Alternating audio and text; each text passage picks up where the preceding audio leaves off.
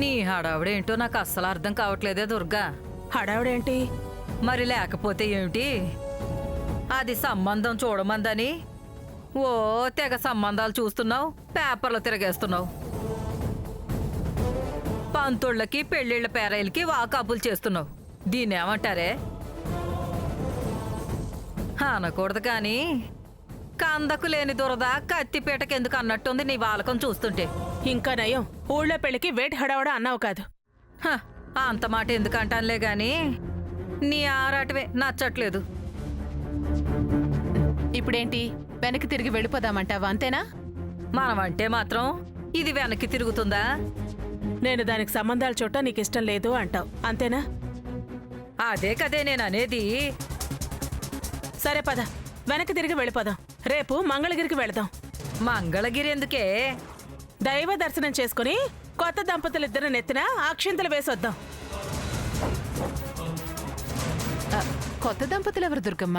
ఇంకెవరు? తులసి, ఆదిత్య. ఏంటే తులసి ఆదిత్యనా? నేను వెనక్కి తిరిగి వెళితే జరిగేది అదే పిన్ని.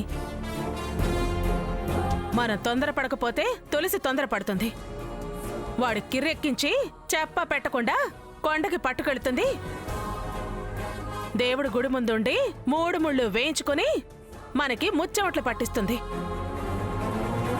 పిన్ని, నేను పట్టించుకోకపోతే దాని మీద ప్రేమతో ఆయన ఏ కమిషనర్నో కలెక్టర్నో తెచ్చి కట్టబెడతారు.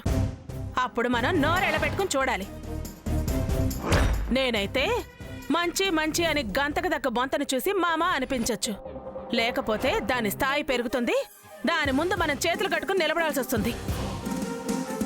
ఇప్పుడు చెప్పు, ముందుకెళదామా వెనక్కి వెళదామా? అమ్మా తల్లి, ముందుకే వెళదాం. నీ ప్రయాణం వెనకాల ఇంత ఆలోచన ఉందని నాకేం తెలిసే? ఆలోచించకుండా ఈ దుర్గ ఏ పని చేయదు పిన్ని. ఆ తులసి ఎప్పటికీ నన్ను దాటి వెళ్ళదు, నన్ను మించి నిలబడదు. అర్థమైందా ఇప్పటికైనా? చెవులు వినపడుతూనే ఉన్నాయి, బుర్ర పని చేస్తూనే ఉంది. మళ్ళీ నువ్వేంటి అర్థమైందా అని నా బుర్ర తిన్నవసరం లేదు. ఇంతకీ ఆ అబ్బాయి ఏం చేస్తాడే దుర్గా? ఏదో అంతంత మాత్రం కంపెనీలో సాఫ్ట్వేర్, పేరుకి మేనేజరే కానీ ప్రభుత్వ ఉద్యోగికి వచ్చేంత జీతం కూడా రాదు. 4 ఆడపడుచులు, 2 మేనత్తలు. తల ఒక ముట్టికే ముడితే దాని తలపొగురు అడిగిపోతుంది. అందుకే కదా ఈ సంబంధం చూశాను.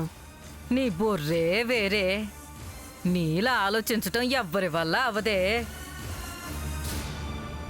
డ్రైవర్ బాబు, తొందరగా పోనీ.